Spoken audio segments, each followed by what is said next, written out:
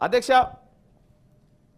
ఈ మాట 2019లో ఒకే సంవత్సరం మాఫీ చేసింది 15 మందికి మాఫీ చేసిరు 3.5 లక్షల కోట్లని రాహుల్ గాంధీ గారు కూడా అన్నారు ఈ మాట. లక్షల మంది బీసీలకు స్కాలర్షిప్లు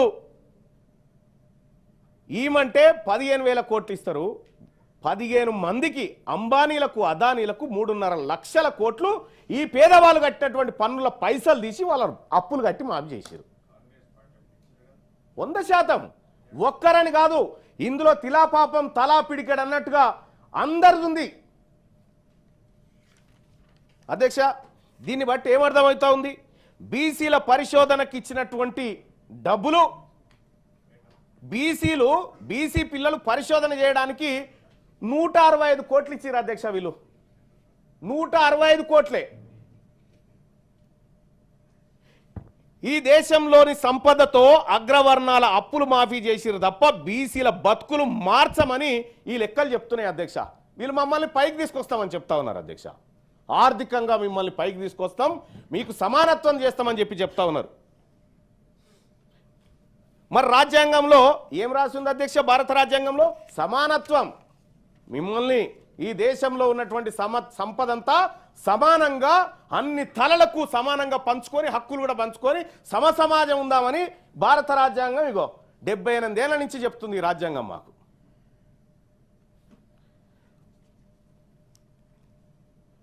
వాస్తవానికి ఈ భారత రాజ్యాంగం లెక్కల ఇందులో రాసుకున్న దాని ప్రకారం అగ్రవర్ణాల దగ్గర పోగుబడ్డ సంపద తీసి బీసీలకు పేద వర్గాలకు వంచితే సమానత్వం అవుతుంది అధ్యక్ష. ఈ బీసీలు కట్టిన పేద వర్గాలు కట్టిన పన్నులు తీసుకుపోయి వాళ్ళ అప్పులు మాఫీ చేస్తే సమానత్వం అవుతుందా? ఈ దేశంలో పేదవాడంటే అనిల్ అంబానీ వాళ్ళ అన్న ఆ నీరవ్ మోడీ లలిత్ మోడీ వీళ్ళు పేదవాళ్ళు ఈ దేశంలో కనిపిస్తుంది. ఇదే లెక్కల ప్రకారం పూటగతి లేని మా సాకలి మంగలి బిడ్డలా లేకపోతే వాళ్ళ పేదవాళ్ళు ఈ దేశం చెప్పాలి సమాధానం. ఈ దేశంలో పేదవాడు ఆకలితో చచ్చిపోతా ఉంటే వాడికి అన్నం పెట్టి కాపాడాల్సిన ప్రభుత్వాలు అగ్రవర్ణాల పొట్ట నింపి పేదవాడిని శ్మశానానికి పంపుతా ఉన్నాయి అధ్యక్ష. ప్రపంచ ఆకలి సూచికలో 127 దేశాల లెక్క తీస్తే 2024లో మన దేశం 105వ స్థానంలో ఉందంటే సిగ్గుతోని తలదించుకోవాలి అధ్యక్ష. ఈ దేశంలో ఉన్నటువంటి పరిపాలకులం అందరం. ప్రతి సంవత్సరం 25 లక్షల మంది భారతీయులు ఆకలితో చచ్చిపోతా ఉన్నారు ఈ దేశంలో, ఓన్లీ ఆకలితోటి. ఇది నేను చెప్తుంది కాదు, హ్యూమన్ రైట్స్ ఫౌండేషన్ లెక్కల ప్రకారం చెప్తున్నటువంటి మాట అధ్యక్ష. ప్రతిరోజు 4,500 మంది చిన్న పిల్లలు ఆకలి మరియు పోషకాహార లోపాలతో చచ్చిపోతా ఉన్నారు అధ్యక్ష. మన దేశంలో చనిపోతున్నారు. ఇది జాతీయ ఆరోగ్య సర్వే చెప్తున్నటువంటి లెక్క అధ్యక్ష. ఏం చెప్తున్నాయి అధ్యక్ష ఈ దేశంలో నివేదికలు? ఈ దేశంలో జరిగినటువంటి మా సోదరిమణి కవిత గారు కాక కలేకర్ కమిషన్ దగ్గర నుంచి మండల్ కమిషన్ దగ్గర ఎన్నెన్ని ప్రయత్నాలు జరిగినాయని చెప్పింది. నేను ఆడి జోలికి పోదలుచుకోలే. ఈ నివేదికలు ఏం చెప్తున్నాయో నేను ఒక్కసారి ఏకరు పెట్టదలుచుకున్నా. ప్రపంచంలో 821 మిలియన్ల మంది పోషకాహార లోపంతో బాధపడితే అందులో 195.9% 9 మిలియన్లు ఓన్లీ మన దేశంలోనే ఉన్నారు అధ్యక్ష. 2018 ఆహార మరియు వ్యవసాయ నివేదిక చెప్తున్నటువంటి లెక్క ఇది. దేశంలో 14.8% మంది పోషకాహార లోపంతో బాధపడుతున్నారు అధ్యక్ష. ఇది ప్రపంచం మొత్తం కంటే మరియు ఆసియా సగటు కంటే ఎక్కువ. మనం పేద వర్గాలను అభివృద్ధి చెందిస్తున్న తీరు ఒక్కసారి చూడాలి అధ్యక్ష. 116 దేశాల గ్లోబల్ హంగర్ ఇండెక్స్ 2021 ప్రకారం మన దేశం 94 నుండి 101 స్థానానికి దిగజారిపోయింది అధ్యక్ష.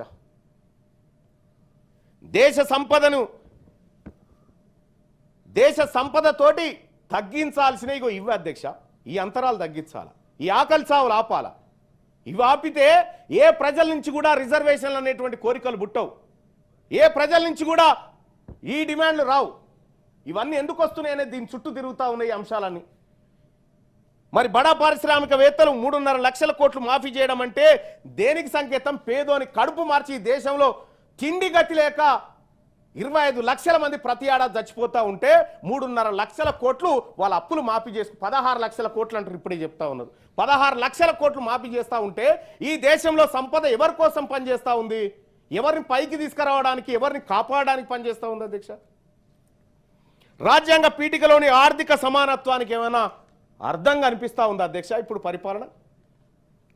ఒకసారి భారత రాజకీయాలు తీసుకుందాం అధ్యక్ష. ఆర్థిక సమానత్వం అయిపోయింది, మంత్రిత్వ శాఖ లేదు. ఒక్కసారి భారత రాజకీయాలను చూద్దాం.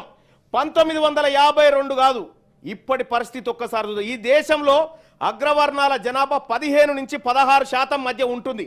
ది ఎకనామిక్ టైమ్స్ ఆధారంగా చెప్తున్నటువంటి రిపోర్టు అధ్యక్ష ఇది. ఓబీసీ పాపులేషన్ 52% ఉందని మండల్ కమిషన్ నివేదిక చెప్పింది అధ్యక్ష ఆ రోజుల్లో. ఇక్కడ 16%, 15 నుంచి 16% అగ్రవర్ణాలు, 52% ఓబీసీలు ఉన్నారని చెప్పి నివేదికలు చెప్తున్నాయి. 17వ లోక్సభ వివరాలు ఒకసారి చూద్దాం అధ్యక్ష. 17వ లోక్సభ వివరాలను ఒకసారి చూస్తే అధ్యక్ష 16% ఉన్న అగ్రవర్ణాల నుండి 232 మంది ఎంపీలు లోక్సభ సీట్లలో కూర్చున్నారు. 543లో అగ్రవర్ణాలు 232 మంది ఆ సీట్లలో కూర్చున్నారు అధ్యక్ష. అంటే 15% ఉన్నవారు 42% సీట్లను ఆక్యుపై చేసేసారు. 52% ఉన్న బీసీలకు దక్కింది కేవలం 22% సీట్లు మాత్రమే అధ్యక్ష. 282 సీట్లు బీసీలకు దక్కాలి వాస్తవానికి లెక్కల ప్రకారం, కానీ 120 సీట్లు దక్కినాయి అధ్యక్ష. బీసీలకు దక్కాల్సిన 162 సీట్లు ఎవరికి దక్కినాయి, ఎవరి దగ్గర ఉన్నాయి ఇప్పుడు అవి? ఇది స్వాతంత్రం వచ్చిన 78 ఏళ్ల తర్వాత తేలిన లెక్క అధ్యక్ష. ఒక్కసారి 52 నుంచి చూద్దాం అధ్యక్ష ఏం జరిగిందో. ఈ లెక్క తెలవాలి ఈ దేశానికి, ఈ సభకు, ఈ ప్రజలకు తెలవాలి. ఈ దేశ పార్లమెంట్ లోక్సభ వివరాలు ఒకసారి చూస్తే 1952లో మొత్తం లోక్సభ స్థానాలు 489 ఉంటే అందులో కేవలం బీసీలు 15 మంది, 3.06% మంది బీసీలు. 1957లో 489 మొత్తం లోక్సభ స్థానాలు ఉంటే కేవలం 18 మంది బీసీలు, దాంట్లో 3.68% మంది. 1962లో 494 స్థానాలుంటే 24 మంది బీసీలు అందులో. 1967లో 520 మంది ఎంపీలుంటే 34 మంది బీసీ ఎంపీలు అందులో. 1971లో 518 మంది ఉంటే 45 మంది బీసీలు అందులో. 1979లో 51 మంది, 80లో 56, 84లో 58, 89లో 65, 91లో 75, 96లో 83, 98లో 86 ఇట్లా అధ్యక్ష బీసీలు పార్లమెంట్లో 543 సీట్లు ఉన్నటువంటి పార్లమెంట్లో 100 సీట్లను కైవసం చేసుకోవడానికి 78 సంవత్సరాలు పట్టింది సార్. 78 సంవత్సరాలు పట్టింది. మెజారిటీ ప్రజలు తమ వాటాను కేవలం 22% వాటా, ఈ వాటాను పొందడానికి 78 సంవత్సరాలు పట్టింది సార్. అంతేగా సార్.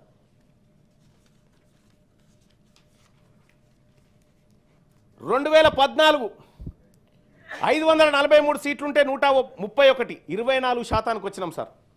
2019లో 22%, 2024లో 25% వచ్చినాం.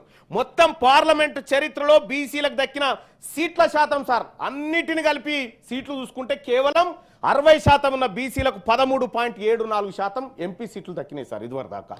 ఇది రాజకీయంగా బీసీలను ఈ పార్టీలు, ఈ దేశ ప్రభుత్వాలు పైకి తీసుకొస్తున్న విధానం సార్. సార్ దేశంలో 52% ఉన్నారని చెప్పి మండల్ కమిషన్ చెప్తున్నటువంటి మాట ప్రకారం 13% సార్ దక్కాల్సింది. ఎంత దక్కాలి, ఎంత దక్కింది రిజర్వేషన్? 1952 నుంచి నిన్న మొన్నటి వరకు 9529 మంది ఎంపీలు అయ్యారు సార్. 1952 నుంచి ప్రెసిడెంట్ ఇయాల్టి వరకు 9529 మంది ఎంపీలు అయితే అందులో కేవలం 1310 మంది బీసీలు సార్. కేవలం 1310 మంది. వాస్తవానికి బీసీలకు దక్కాల్సిన వాటా 4955 ఎంపీ సీట్లు దక్కాల్సిండే సార్, కానీ దక్కింది 1300. అధ్యక్ష మరి బీసీలకు దక్కాల్సిన ఇంకా రిమైనింగ్ ఏదైతే 1310 దక్కినాయి 4955 దక్కాల్సిందే. ఈ 3645 ఎంపీ సీట్లు ఎవరు ఎత్తుకపోయారు అధ్యక్ష? ఎవరి దగ్గర ఉన్నాయి అవి? బీసీలకు రిజర్వేషన్ ఎక్కడి నుంచి రావాలి, బీసీలకు హక్కులు ఎక్కడి నుంచి రావాలనేటువంటిది కూడా మనం తెలుసుకోవాలి అధ్యక్ష. చరిత్రలోకి ఒక్కసారి పోయి రాష్ట్రం విషయానికి వద్దాం అధ్యక్ష.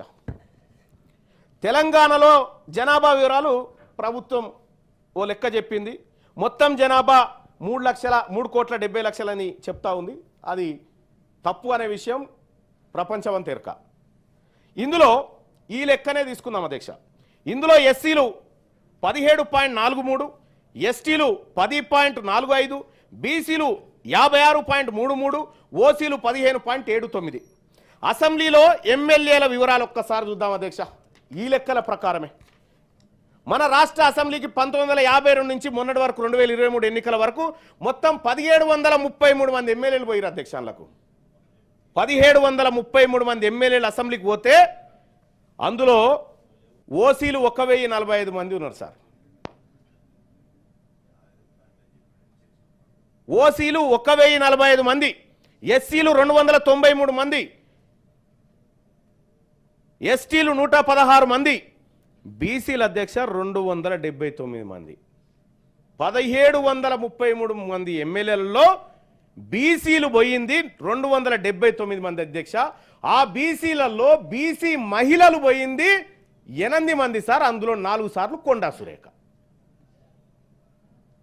ఇవి మా ప్రాతినిధ్యం. ఈ సభలలో మా ప్రాతినిధ్యం అంటే 15% ఉన్న అగ్రవర్ణాలు 60.3% ఎమ్మెల్యే సీట్లు పొందినాయి సార్ ఈ రాష్ట్రంలో. 56% ఉన్న బీసీలకు 16% మాత్రమే ఎమ్మెల్యే సీట్లు దక్కినాయి అధ్యక్ష. అంటే ఈ లెక్కలతో తేలింది ఏంటంటే ఈ తెలంగాణ రాష్ట్రంలో బీసీలకు దక్కాల్సిన ఎమ్మెల్యే సీట్లు అగ్రవర్ణాలకు అంటే మొత్తం 1733 ఎమ్మెల్యేలలో అధ్యక్ష పాపం ఇందులో 578 మంది రెడ్డి సామాజిక వర్గానికి, 155 ఎమ్మెల్యేలు వెలమ సామాజిక వర్గానికి, 70 ఎమ్మెల్యేలు కమ్మ సామాజిక వర్గానికి. ఇట్లా మెజారిటీ సీట్లు ఈ పక్షాలకు పోయినాయి అధ్యక్ష. ఇలా తక్కువ జనాభా ఉన్న వాళ్ళు ఎక్కువ జనాభా ఉన్న వాళ్ళ అవకాశాలు తీసుకోగలిగారు. పై 3 కులాల జనాభా కంటే ఈ తెలంగాణలో ముదిరాజుల జనాభా డబుల్ ఉంటుంది సార్. వాళ్ళు ఇప్పుడు అసెంబ్లీలో 2 ఉన్నారు. ఒక్కరే ముషిరాబాద్ మరి మీరు కలుపుకుంటారో లేదు, గంగపుత్ర అంటారు కదా, రైట్. ఒక్క ఆయన ఉన్నాడు సార్. ఇగో ఇవి లెక్కలు సార్. ఇంకంతే అదే కాదు సార్. సర్పంచ్ల కాడికి వద్దాం సార్. సర్పంచ్ల కాడికి వద్దాం. భారత పార్లమెంట్ అయిపోయింది, అసెంబ్లీ అయిపోయింది, సర్పంచ్ల కాడికి వద్దాం సార్. 2014-16 మధ్య ఒక్క వేరియేషన్ చూద్దాం సార్. మొత్తం రాష్ట్ర వ్యాప్తంగా సర్పంచ్ల సంఖ్య 8,692 మంది సార్. అప్పుడు 1081 మంది ఈ రెడ్డి సామాజిక వర్గానికి సంబంధించినటువంటి సర్పంచ్లు ఉన్నారు సార్. 119 మంది వెలమలు ఉన్నారు సార్. 97 మంది కమ్మ సామాజిక వర్గానికి సంబంధించి 20 లక్షల జనాభా పైచీలుకున్న యాదవులకు 560 దక్కినాయి సార్. అవి రిజర్వేషన్లు ఉండేప్పటికీ 47 బీసీ కులాలను కలిపి దక్కిన సర్పంచ్ పదవులు ఎంత అంటే 47 బీసీ కులాలకు దక్కిన ఎంత అంటే 324 సర్పంచ్ సార్. ఏ ఎంపీటీసీ జెడ్పీటీసీలది తెలంగాణ వ్యాప్తంగా 2014-16 మధ్య మొత్తం ఎంపీటీసీలు 6,490. అందులో సార్ ఇగో ఇది ఇగో మీ బిల్లు వచ్చినప్పుడు తీసుకోండి బాయ్ సార్. మాట్లాడకండి దయచేసి. It is not your subject. మొత్తం ఎంపీటీసీలు 6,490 ఉంటే అందులో పైన చెప్పినటువంటి 3 కులాలే దాదాపు 800 ఎంపీటీసీలు దక్కించుకున్నాయి సార్. ఆ తర్వాత విశ్వ బ్రాహ్మణులైన మా బీసీలకు అందులో 5 కులాలు ఉంటే వాళ్ళకి దక్కిన ఎంపీటీసీలు ఈ రాష్ట్రంలో 37 దక్కినాయి సార్. ఇవి రాజకీయ అవకాశాలు. ఇవాళ మనం బిల్లులు పెట్టుకుంటా ఉన్నాం. రాజకీయ అవకాశాలు 42% రావాలి, ఆర్థిక అవకాశాలు 42% రావాలి, విద్యా ఉద్యోగాల్లో రావాలనుకుంటున్నాం కదా. ఎందుకు రావాలి, ఈ వర్గాలకు ఎందుకు ఇవ్వాలన్నప్పుడు మనం ఈ సమాధానం చెప్పుకోవాలి సార్. జెడ్పీటీసీలు చూస్తే అధ్యక్ష 441 ఉంటే అందులో దాదాపుగా 70 వరకు ఆ 3 వర్గాలకు పోయినాయి సార్. మా రజకులు ఈ తెలంగాణ రాష్ట్రంలో 2014-16 మధ్య మా రజక జెడ్పీటీసీ ఒక్కడే సార్. ప్రెజెంట్ ఉన్నటువంటి జెడ్పీటీసీలో మా బీసీ ముస్లిం జెడ్పీటీసీ ఒక్కరే సార్ అలంపూర్ కాడు ఉంటారు. అలాగే అధ్యక్ష ఈ లెక్కలు బట్టి చూస్తే స్థానిక సంస్థల ఎన్నికల్లో ఎస్సీ ఎస్టీ బీసీలకు 50% రిజర్వేషన్ పోగా మిగిలిన 50% అనధికారికంగా అగ్రవర్ణాలు రిజర్వేషన్ లాగా అనుభవించినాయి అధ్యక్ష ఈ దేశంలో. అంటే పార్లమెంట్ నుంచి పంచాయతీ వరకు అప్పనంగా అన్ని పదవులు అనుభవించింది అప్పర్ కాస్ట్ మాత్రమే. మరి రాజ్యాంగ పీఠికలో చెప్పిన సాంఘిక ఆర్థిక రాజకీయ న్యాయం అనే పదాలకు ఏమన్నా అర్థం ఉందా అధ్యక్ష? ఈ లెక్కలు చూస్తే సమానత్వం కనిపిస్తుందా ఎక్కడన్నా? అధ్యక్ష ఈ విధంగా లెక్కలను పరిశీలించినప్పుడు ఈ దేశంలో మరి రాష్ట్రంలో అగ్రవర్ణాల వాళ్ళు మరో 500 ఏళ్లకు సంబంధించిన అడ్వాన్స్ రిజర్వేషన్ వాడుకోరు సార్. వాళ్ళు 500 ఏళ్లకు సంబంధించిన అడ్వాన్స్ రిజర్వేషన్ వాడుకోరు సార్. బీసీలు 1000 సంవత్సరాలు వెనకబడి ఉన్నారు సార్ ఆ వాడుకోవడంలో. ఈ వెనుకబడిన బీసీలకు ఇప్పుడు 42% రిజర్వేషన్ అంటున్నారు సార్. కానీ 56% రిజర్వేషన్, ఇప్పుడు 56% ఉన్నారు, వీళ్ళకు 70% రిజర్వేషన్ ఇచ్చినా ఇంకా 200 ఏళ్ళకు కూడా వీళ్ళు రీచ్ కాలేరు సార్. ఆడికి 70% ఇచ్చినా రీచ్ కాలేరు. కాబట్టి 42% కాదు, మీరు చెప్పిన లెక్క ప్రకారం 56% మాకు ఇవ్వండి అధ్యక్ష. అంతేకాదు అధ్యక్ష, ఇక్కడ అయ్యా మాకు 78 ఏళ్ల సంధి అన్యాయం జరుగుతుందని మొత్తుకున్నాం సార్. మాకు మంత్రి లేడు చెప్పుకోవడానికి, మాకు మంత్రిత్వ శాఖ లేదు, మా వర్గాల ముఖ్యమంత్రి లేడు, మా వర్గాల నుంచి మంత్రులు ఉంటే మా మాటినే మంత్రులు కాదు. అయ్యా మాకు ఉన్నది న్యాయస్థానం, న్యాయస్థానాల దగ్గరికి పోయినాం. ఈ దేశంలో మాకు హక్కులు సరిగా దొరకట్లేదు, రాజ్యాంగ ఫలాలు అందట్లేదు, పదవులు అందట్లేదు, ఉద్యోగాలు అందట్లేదు అని న్యాయస్థానం దగ్గరికి పోయినాం సార్. ఆ న్యాయస్థానాల దగ్గరికి పోతే సార్ మా గోడు చెప్పుకుందామని పోతే ఈ భారతదేశంలో ఉన్నటువంటి జడ్జిలు 75.69% మంది అగ్రవర్ణాలే సార్. 75.69% మంది అగ్రవర్ణాల జడ్జిలు ఉన్నారు సార్. వాళ్ళ దగ్గరికి మేము న్యాయం కోసం పోతే జరిగింది ఏంటంటే సార్, 1990లో పోతే అయ్యా మాకు అన్యాయం జరిగిందని పోతే, అచ్చా మీకు అన్యాయం జరిగిందా, మీకు 27% రిజర్వేషన్ అంటారుగా, చలో ఇది ఆపురా రిజర్వేషన్ అని 2 ఏళ్ళు ఆపింది అధ్యక్ష. కోర్టు 2 సంవత్సరాలు మా బీసీ రిజర్వేషన్లు ఆపింది అధ్యక్ష, న్యాయం కావాలని పోతే. అదే అగ్రవర్ణాల ఈడబ్ల్యూఎస్ రిజర్వేషన్ మాత్రం అడ్డుకున్నోడే లేడు అధ్యక్ష.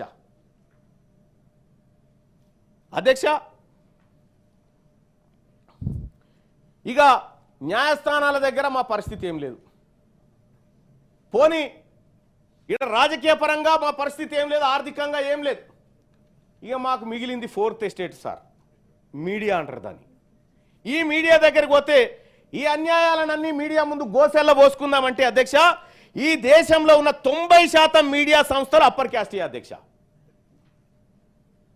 90% మీడియా సంస్థలు అప్పర్ క్యాస్ట్వే. ది హిందూ పత్రిక కథనం ప్రకారం, ఆ నివేదికలు ప్రకారం చెప్తా ఉన్న అధ్యక్ష, 121 మీడియా సంస్థలలో 106 అప్పర్ క్యాస్ట్ వాళ్ళే సార్, ఒక్క బీసీది లేదు. వాళ్ళ ముందు ఎంత మొత్తుకున్నా సింగిల్ కాలం వార్త కూడా ఈ బీసీల బాధ రాయరు, రానియరు కూడా అధ్యక్ష. ఇలా ఎన్ని లెక్కలు అధ్యక్ష, ఒక్కటి కాదు అధ్యక్ష. ఈ దేశంలో అధ్యక్ష ఎక్కడో ఓ చోట బీసీల చర్చ జరగాలి, బీసీల బాధ వినబడాలంటే అది టీవీ డిబేట్లలో, వేదికల మీదనో జరగాలి. కానీ ఈ దేశంలో top news channels sir, top news channels Hindi ఛానళ్ళు 40, ఇంగ్లీష్ ఛానళ్ళు 47 సార్. ఈ 40 హిందీ ఛానల్లో సాయంత్రం 7 గంటలకు డిబేట్ నడిపిస్తారు సార్ ఒక ఇష్యూ మీద. ఇంగ్లీష్ ఛానల్లో కూడా ఇష్యూ నడిపిస్తారు సార్, ఒక టాపిక్ తీసుకొని డిబేట్ పెడతారు అందరితోని. ఈ 40 హిందీ ఛానళ్ళల్లో 47 ఇంగ్లీష్ ఛానల్లో ఒక్క బీసీ యాంకర్ లేడు సార్. ఇక మా బాధ వాడు ఎందుకు పట్టించుకుంటాడు సార్? మా బాధ ఎవరు వింటారు సార్ ఈ దేశంలో? ఒక్క బీసీ మాత్రమే కాదు, ఎస్సీ ఎస్టీలు కూడా లేరు ఇంకా అలా అధ్యక్ష. తెలుగు వార్తా ఛానళ్ళ కన్నా చెప్పుకుందాం అనుకున్నాం అధ్యక్ష. ఇక్కడ చూస్తే అధ్యక్ష 15 దాకా ఛానళ్ళు ఉంటే ఒక్కడి కూడా బీసీఓల ఛానల్ లేదు సార్. ఈ వర్గాల నుంచి ఛానలే గతి లేదు, ఓ పేపర్ గతి లేదు. వీళ్ళు ఎంతసేపు బీసీలు హక్కులు అడిగేటువంటి వాళ్ళను ద్రోహులుగా చిత్రీకరించి జనంలోకి వదిలిపెట్టేటువంటి కార్యక్రమాలు చేస్తారు సార్. ఇంకోటి ఏంటంటే అధ్యక్ష, ఇక మాకు ఈ మీడియా పని చేయదని సోషల్ మీడియాకు వచ్చినాం సార్. సోషల్ మీడియాకు వచ్చి మా గొంతు, మా ఆవాజ్, మా హిస్సా, మా హుకూమత్, మా ఇజ్జత్ అని చెప్పి మాట్లాడుతూ ఉంటే ఈ అన్ని సెక్షన్లు కలిసి అక్రమ కేసులు, అరెస్టులు, దాడులు, హత్యలు, దోపిడీలు ఇవి మా మీద జరుగుతున్నాయి సార్. ఈ బీసీల మీద ఇటు బీసీలకు దక్కుతున్న అదనపు ఇవి రిజర్వేషన్లు సార్. ఈ దేశంలో నేను చెప్తా ఉన్నా, అటు కాంగ్రెస్ పార్టీ కానీ, భారతీయ జనతా పార్టీ కానీ, బీఆర్ఎస్ పార్టీ కానీ అందరు నాయకులు ఉన్నారు, అందరికి చెప్తా ఉన్నా, బీసీలకు రిజర్వేషన్లు 52% కల్పించారు. ఎరికైనా మీరు అందరు కలిసి, తెలుసా మీకు ఈ విషయం? 52% రిజర్వేషన్ ఎక్కడంటే చనిపోయిన రైతు కుటుంబాలు తీసుకున్న ఆర్థిక సాయం కాడ 52% బీసీలు రైతులు ఆత్మహత్యలు చేసుకొని చచ్చిపోతే ఆ బీమా పైసల కాడ 52% మేము తీసుకున్నాం. అడిగా మాకు రిజర్వేషన్ దక్కింది. అవ గాడ శ్మశాన వాటిక కాడ మాకు రిజర్వేషన్ 52% దక్కింది.